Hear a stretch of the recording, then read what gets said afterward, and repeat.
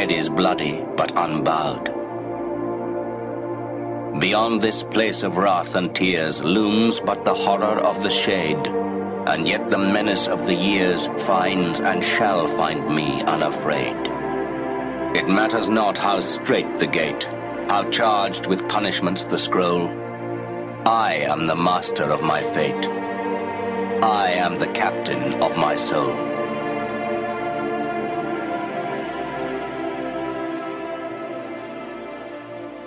We all ask why we should work this hard. Why take that many classes?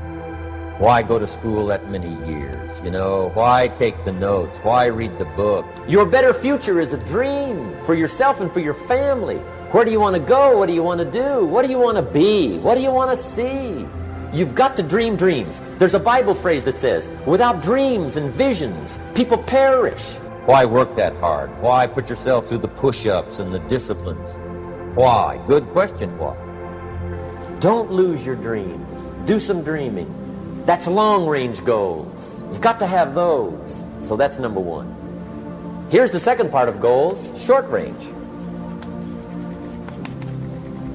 Short-range goals. That's your goals for tomorrow, this week, this month, this year, the immediate future. We call these confidence builders. Best answer to why, I think, is the second question. Why not? Because if you set up something short range, go for it. Get it. Latch onto it. Work hard. Accomplish it. That starts building your strong feelings to go for your dream. Why not see what you can make of yourself? Why not see how far you can go, how much you can see, how much you can earn, how much you can share? Why not? Right. What a way to live safe and secure. Don't ask for security. Ask for adventure.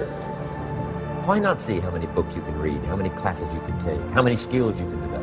Better to live 30 years full of adventure than 100 years safe in the corner.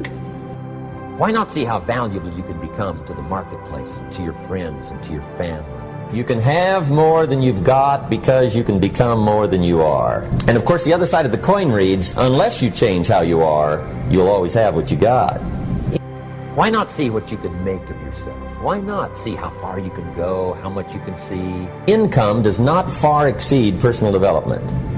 How much you can earn, how much you can share.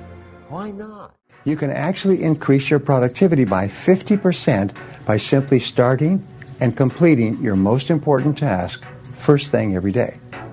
So if you can do those three things, start with a list, organize the list by priority, and then start on and complete your most important task, you can double and triple your productivity. Most people never pick up the phone and call. Most people never ask. And that's what separates sometimes the people that do things from the people that just dream about them.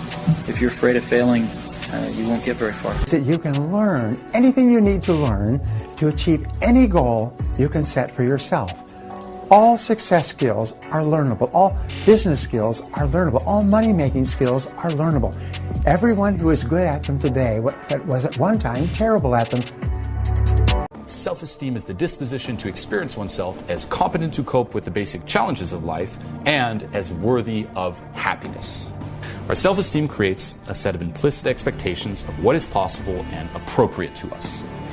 These expectations tend to generate the actions that turn them into realities, and the realities confirm and strengthen the original beliefs. Okay, so let's just say you have low self-esteem, you don't really feel like you can cope with the challenges of life, you don't really feel like you're appropriate to life, it's like, this is not really for me, I can't really achieve all of this, and it's just this cycle that goes on and on and on, and that keeps you just stuck.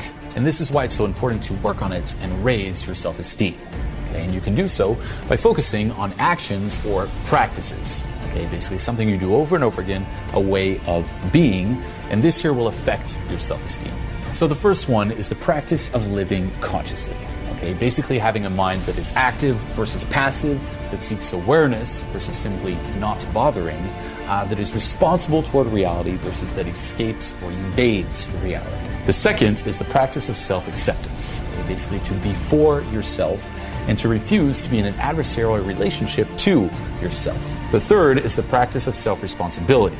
To feel competent to live and worthy of happiness, I need to experience a sense of control over my existence. Okay, and this means to take 100% responsibility for your life and your well-being. Okay, the fourth practice is the practice of self-assertiveness. That self-assertiveness means honoring your wants, your needs, your values, and seeking the appropriate forms of their expression in reality. Okay, and this is a practice. Okay, it's the willingness to stand up for yourself, to be who you are openly, to treat yourself with respect in all human encounter. The fifth practice is the practice of living purposefully.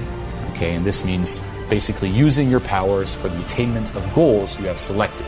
Okay, to live without a purpose is to live at the mercy of chance. Okay, it's like whatever happens will happen. You know, you're just a drifter. No, okay, you should be proactive, not reactive. If you don't do something, nothing will happen. What it means is staying true to yourself. Okay, integrity asks that our effort to find the best choice be authentic, that we stay conscious, stay connected to our knowledge, call on our best rational clarity, take responsibility for our choice and its consequences, do not seek to escape into the mental fog. What are we all seeking? Okay, and this is something to really take some time to reflect on. What are we all seeking? What are we all looking for in life? What is the goal here? Okay, like what is the motivation behind everything that you do? And if you really follow it, okay, to the root, okay, it's not like, well, I'm doing stuff for money. Okay, well, why do you need the money? Okay, like follow the trail of whys. It always comes down to happiness. Okay, and happiness here with a capital H, basically a continuous state of happiness with no sorrow, no suffering, no anxiety, no worry, just that feeling of peace and just being at ease. That's what we're all after. This is what drives us. This is what we're seeking. Okay, everything you're doing right now, you're doing it to hit this state, to experience this state of just being continuously happy. Okay, and it's not the happiness you're used to experiencing either, which is that dirty high where you're kind of afraid of losing it. It's just that continuous state there. But this is our default natural state, what you say. This is our very nature. Okay, like being happy, the reason we're all seeking is that's actually what we are. Okay, we are this continuous state of just happiness with no sorrow, no suffering. Now, the mistake we make is we are this, but we tell ourselves that we're not. Okay, like that's our default. We're like, no. I'm not happy, okay, capital H, and I'm going to go out and find ways to be happy. Okay, which is basically the wrong assumption, and this is why it never really works. Okay, if you look around, yeah, people are achieving a lot. They're making a lot of money. They're getting a lot of, say, material things. Right now, you probably have a whole list. You know, if I got this, I would be happy. But you can probably think of someone else who has those things who's not happy. It's like no one is finding it, and it's impossible to find it. Okay, if you really think of it this way, that's our nature, is being happy. We tell ourselves we're not happy. We seek that happiness externally, but because it's based on that wrong assumption, it just never works. Being happy is not something you grow into, it's something that you already are. Okay, and you realize that, like you get there by realizing that you're already there. That's it. It's something you just kind of sink into. The more you can just let go of all these, again, external things, these limitations, these, you know, like you identifying yourself with anything else but that. You let go of all that, you let go of the thoughts, you let go of the emotions, and you reconnect and sink into that happiness with a capital H.